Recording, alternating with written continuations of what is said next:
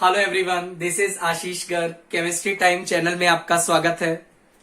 आज वाली क्लास में अपन फिजिकल केमिस्ट्री का एक और शानदार टॉपिक लेके आए हैं, that is from the ionic equilibrium concept of salt hydrolysis.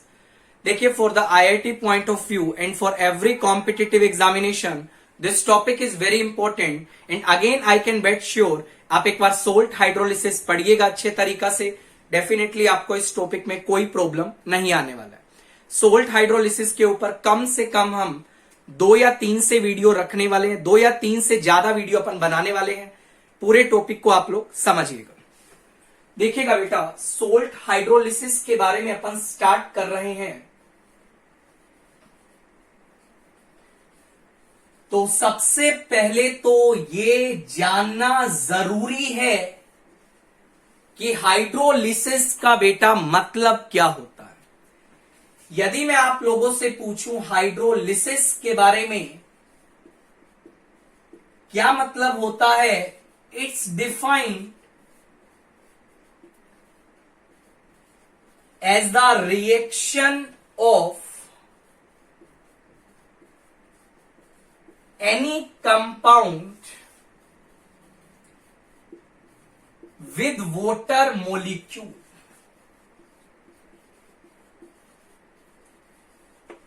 किसी भी कंपाउंड का बच्चों यदि आप वाटर से रिएक्शन करवाते हैं, that is known as hydrolysis. Right बेटा, इस टॉपिक में क्या पढ़ने वाले हैं, it is the reaction of any weak ion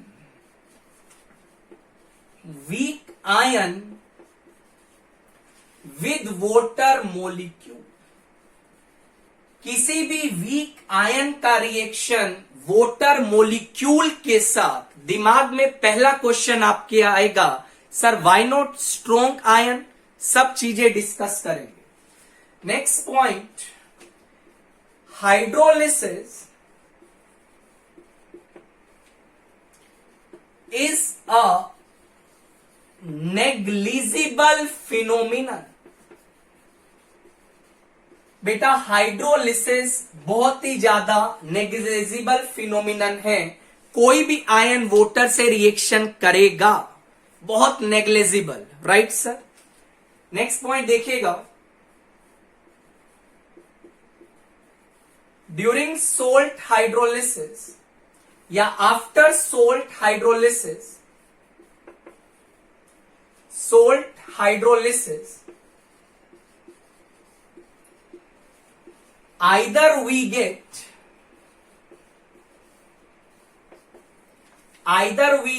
acidic solution or we get basic solution।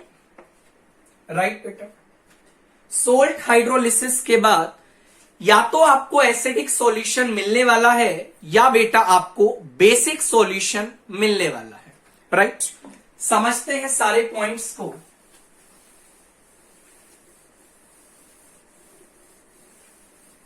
सुनिएगा बेटा ध्यान से। जैसे मान लीजिए HCl का रिएक्शन आपने NaOH से करवाया, it's a very standard equation. What I will get basically NaCl plus water, right? ये NaCl ये आपका सोल्ट है। सोल्ट में यदि मैं बात करूं, केटाइनिक पार्ट Na प्लस है, anionic part Cl minus. Right बेटा, यदि मैं आपसे पूछूं सोल्ट का केटाइनिक पार्ट किससे आया है, तो आप बोलेंगे बेटा सोल्ट का केटाइनिक पार्ट जो है वो बेस से आया है। और यदि मैं बोलूं सोल्ट का एनाइनिक पार्ट किससे आया है, तो बेटा आप बोलेंगे सोल्ट का एनाइनिक पार्ट एसिड से आया है। मतलब any anion comes from the parent acid या फिर किसी भी एनायन का बेटा जो पेरेंट होता है दैट इज एसिड। मतलब एनायन आता कहां से है? यदि मैं केटायन का बात करूं बेटा, any cation comes from the parent base. कोई भी जो केटायन है वो आपका बेस से आता है बेटा, कोई भी जो आपका एनायन है वो आपका एसिड से आता है। राइट बेटा, यहां पे कुछ और टर्म डिफाइन करते हैं हम लोग, स्ट्रॉन्ग एनायन और weak anion. Strong anion and weak anion. Sir इसका मतलब क्या है? What is the meaning of strong anion? Basically आप जानते हैं जो एनायन होगा बेटा वो किससे आएगा? एसिड से। राइट, मेरी बात ध्यान से सुनिएगा। If anion comes from strong acid, then it is known as strong anion। बच्चा यदि आपका एनायन स्ट्रॉन्ग एसिड से आ रहा है तो आप उसको क्या नाम देंगे? स्ट्रॉन्ग एनायन का। And second point, if anion comes from weak acid, then उसको बेटा क्या नाम दिया जाएगा? वीक एनायन का नाम दिया जाएगा। राइट और नोट बेटा? राइट और नोट? स्ट्रॉन्ग एसिड से जो एनायन आएगा उसको आप स्ट्रॉन्ग एनायन बोलेंगे, वीक एसिड से जो एनायन आएगा बेटा उसको आप लोग वीक एनायन का नाम देंगे। अच्छा, आगे सुनिए। एक बेटा होता है, सुनिएगा मेरी बात ध्यान से, एक टर्म आपके पास होती है strong cation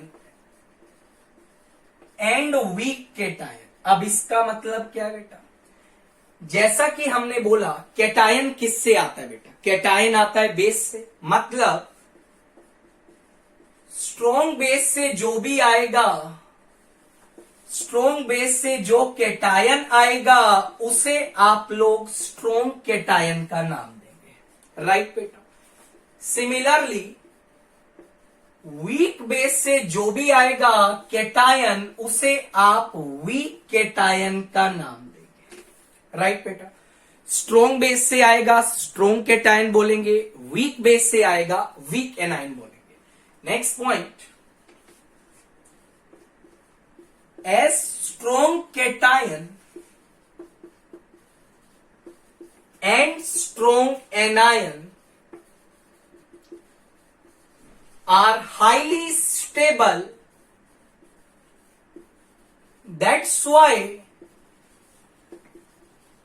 they do not undergo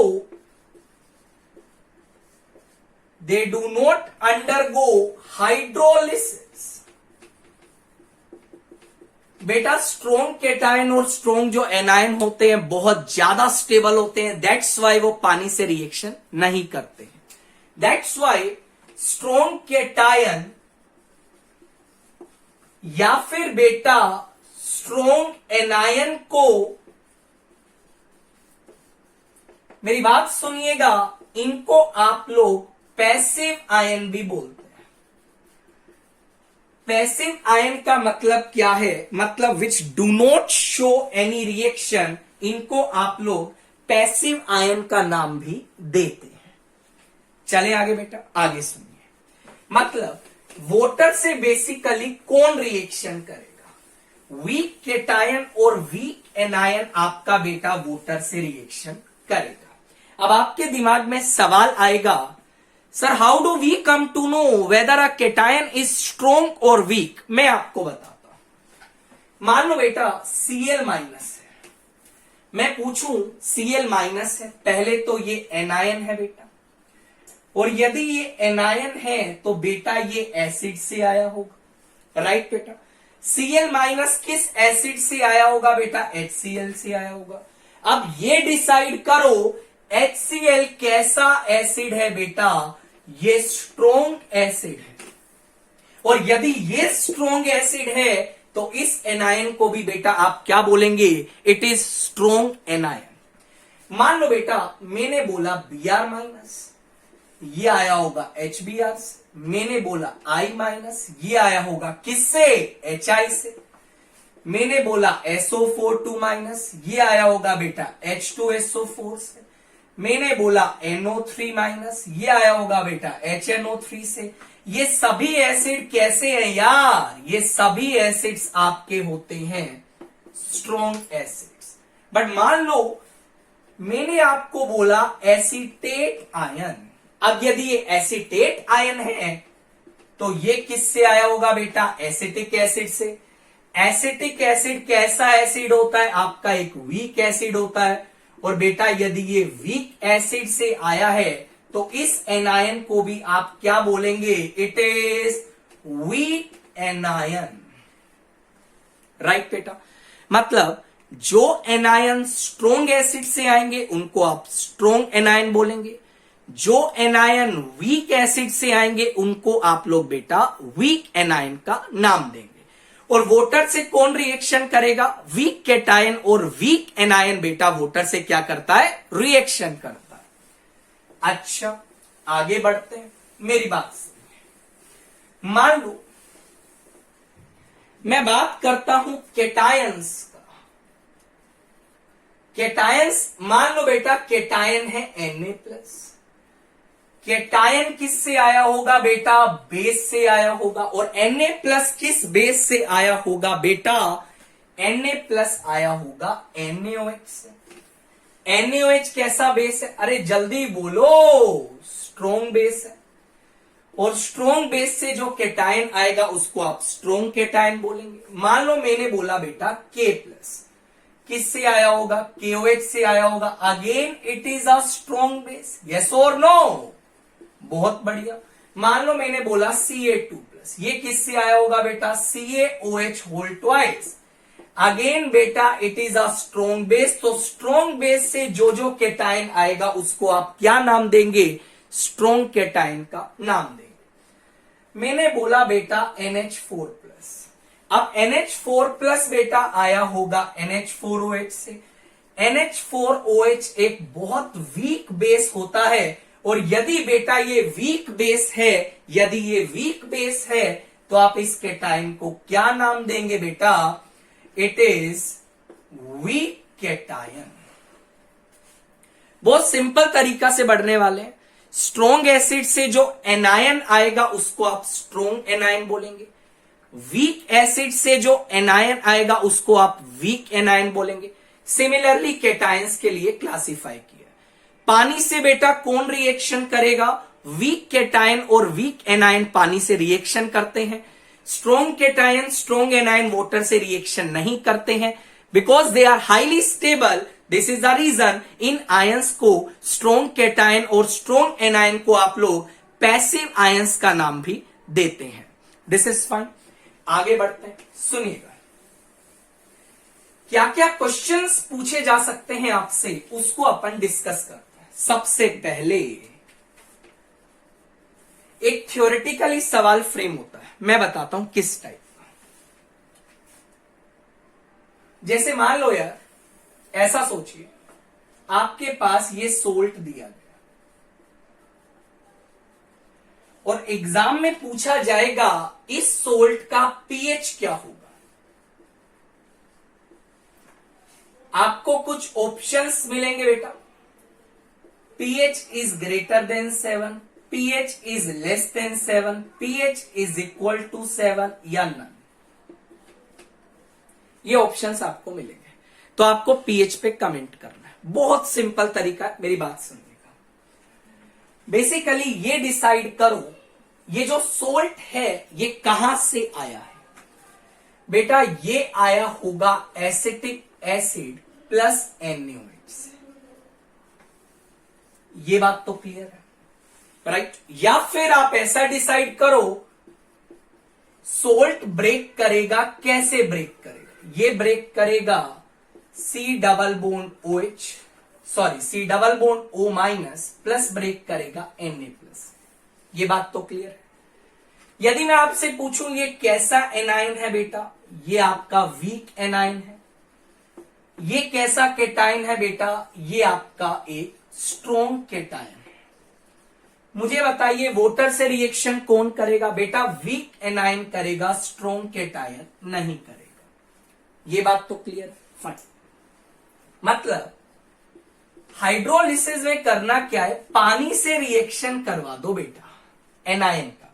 sir cation का क्यों नहीं करवाया? बिकॉज केटाइन वोटर से रिएक्शन ही नहीं करेगा। अब ये जो माइनस चार्ज है ये पानी से क्या लेगा? काउंटर केटाइन लेगा। What is counter cation? That is H plus ion. क्या बनेगा बेटा? CH3C double bond OH plus बनेगा OH माइनस, राइट बेटा। जब ये वीक एनायन वोटर में गया तो उसने कौन सा आयन प्रोड्यूस किया? OH minus. OH माइनस क्या होता है बेटा? एक बहुत शानदार स्ट्रॉन्ग बेस होता है। और यदि ये स्ट्रॉन्ग बेस है तो बेटा इसका जब आप एक्वस सॉल्यूशन लेंगे या इसको वोटर में लेंगे तो OH माइनस का कंसंट्रेशन बढ़ेगा। और यदि OH माइनस का कंसंट्रेशन बढ़ेगा तो बेटा ऐसे सॉल्यूशन का जो pH होगा that will be greater than 7। This is fine. जैसा कि आप जानते हैं 25 डिग्री की यदि मैं बात करूं तो यदि pH का वैल्यू 7 के इक्वल है न्यूट्रल सॉल्यूशन, pH का वैल्यू 7 से कम है एसिडिक सॉल्यूशन, pH का वैल्यू 7 से ज्यादा है basic solution at 25 degree, right बेटा।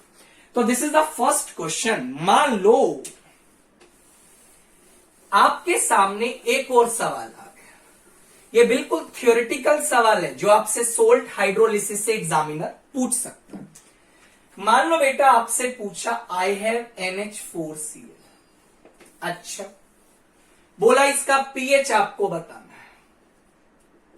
तो ऑप्शंस आपको दिए again pH greater than 7, pH बेटा लेस देन 7 है, pH बेटा इक्वल टू 7 है, या डी ऑप्शन है नन ऑफ दिस।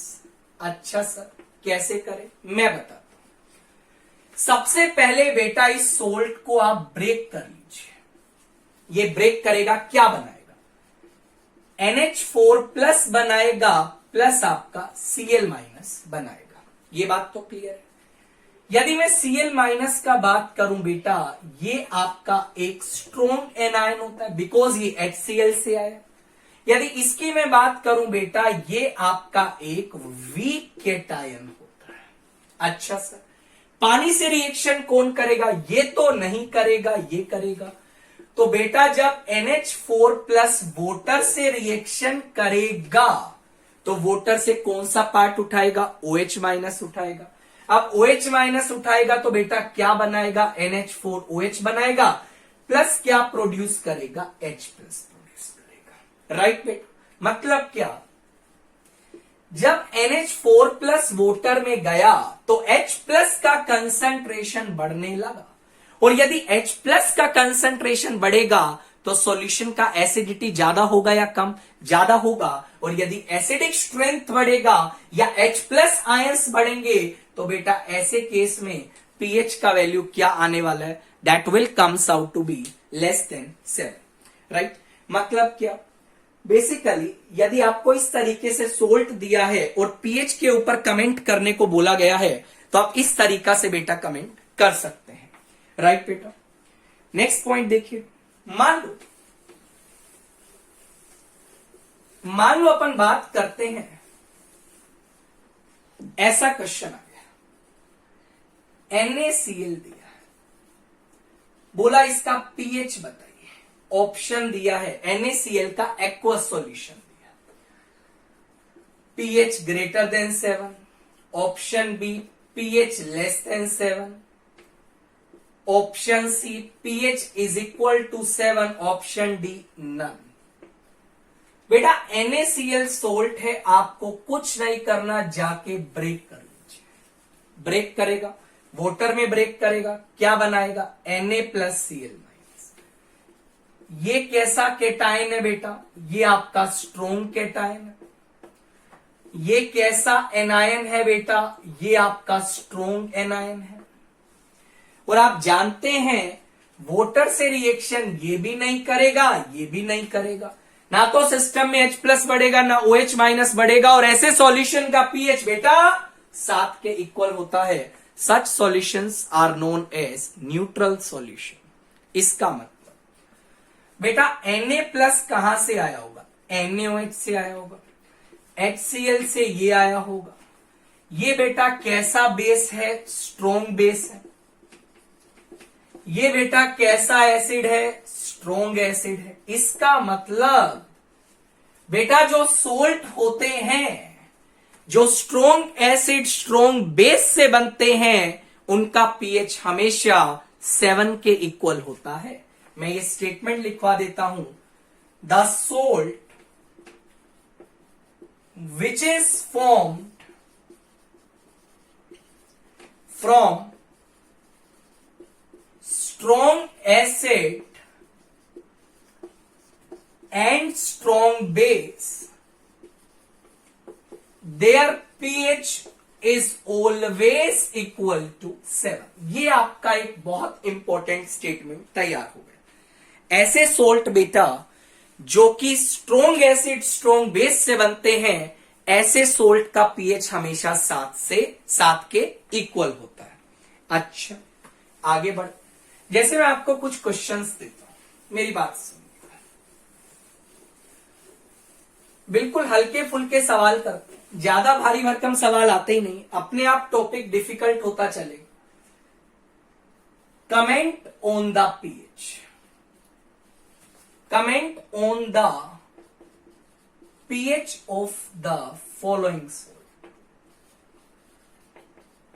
बेटा इन सोल्ट्स की पीएच के ऊपर आपको क्या करना है, कमेंट करना है। जैसे पहला है सोडियम फॉर्मेट, दूसरा है KCl, तीसरा है कैल्शियम सल्फेट, एक्वस सॉल्यूशन लिया गया, राइट बेटा। फोर्थ आपके पास है अमोनियम सल्फेट, फिफ्थ आपके पास है NH4Br, सिक्स्थ बेटा आपके पास है, मान लो सिक्स्थ आपके पास है, let us suppose potassium acetate. बोला गया इन सभी सोल्ट्स की पीएच के ऊपर आपको क्या करना है बेटा, कमेंट करना। बिल्कुल सिंपल तरीका से मूव करते हैं, मेरी बात आप ध्यान से सुनते चलिए। बेटा सबसे पहले ये पहचानो ये केटायन कैसा है, स्ट्रोंग है, स्ट्रोंग केटायन। एनायन कैसा है, वीक एनायन। वाटर से रिएक्शन कौन करेगा बेटा, वीक एनायन करेगा। मतलब HCO- जब वाटर से रिएक्शन करेगा बेटा तो OH- आयन को प्रोड्यूस करेगा, दिस इज फाइन। और OH- बढ़ेगा बेटा तो इस सोल्ट का पीएच क्या होगा, ग्रेटर देन 7 होगा। आई थिंक आपको ये बात समझ आ रही होगी। यहां यदि चेक करें, ये आपका स्ट्रोंग एनायन है, ये आपका स्ट्रोंग केटायन है। ऐसा सोल्ट जो स्ट्रोंग केटायन स्ट्रोंग एनायन से बनता है बेटा, ऐसे सोल्ट का पीएच हमेशा क्या होता है, 7 के इक्वल होता है। नेक्स्ट पे चलते हैं, कैल्शियम सल्फेट। कैल्शियम कहां से आया, स्ट्रोंग केटायन। ये क्या है बेटा, strong anion. Strong cation strong anion, pH is equal to 7, right बेटा। नेक्स्ट पे चलिए, अमोनियम सल्फेट। ये कैसा केटायन है, वीक केटायन। ये एनायन कैसा है, स्ट्रोंग एनायन है। पानी से बेटा रिएक्शन कौन करेगा, वीक केटायन करेगा।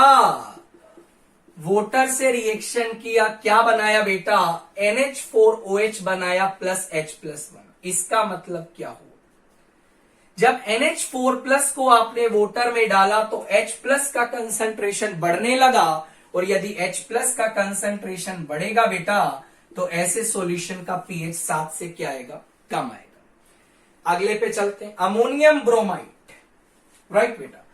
ये आपका वीक केटायन है और ये आपका स्ट्रोंग एनायन है, राइट बेटा। पानी से रिएक्शन वीक केटायन करेगा, और बेटा वीक केटायन जब वाटर से रिएक्शन करेगा तो H+ बढ़ेगा और ऐसे सॉल्यूशन का पीएच अगेन बेटा क्या आएगा, लेस देन 7 आएगा। लास्ट क्वेश्चन में चलते हैं। ये आपका स्ट्रॉन्ग केटायन है और ये आपका वीक एनायन है। वाटर से रिएक्शन बेटा वीक एनायन करेगा और जब वीक एनायन वाटर से रिएक्शन करता है तो OH- प्रोड्यूस करता है और OH- प्रोड्यूस करेगा तो बेटा ऐसे सॉल्यूशन का पीएच 7 से ज्यादा आएगा। दिस इज फाइन और नॉट फाइन? मतलब आई कैन से आप एक स्टेटमेंट जनरलाइज कर सकते हैं। क्या स्टेटमेंट है बेटा, सुनिएगा। When a weak anion undergoes hydrolysis, then basic solution form या produce। But दूसरा point, when a weak cation undergoes hydrolysis, then acidic solution produce। Right बेटा, तो ये दो इंपॉर्टेंट पॉइंट आपके सामने आ चुके हैं। और जब स्ट्रॉन्ग एसिड स्ट्रॉन्ग बेस से सोल्ट बना होगा वो कभी हाइड्रोलाइज करेगा ही नहीं, उसका पीएच बेशक क्या लिखना है, 3-7 के इक्वल लिखना है। तो this is the basic introduction of salt hydrolysis. Right बेटा, नेक्स्ट क्लास में अपन डिस्कस करेंगे hydrolysis of the salt which is formed by weak acid strong base, weak base strong acid, weak acid and weak base, और in solution का pH आपको कैसे निकालना है। आज तो हमने थियोरेटिकली कमेंट किया कि इन सोल्ट्स का पीएच कैसे आएगा। कल वाली क्लास में हम एक फॉर्मूला ड्राइव करने वाले हैं जिससे easily you can calculate the pH of that particular salt. उम्मीद करता हूं आपको वीडियो काफी अच्छा लगा होगा। वीडियो अच्छा लगा तो चैनल को लाइक करिएगा, सब्सक्राइब करना मत भूलिएगा। आप लोग अपना ध्यान रखिएगा बेटा। Take care, bye.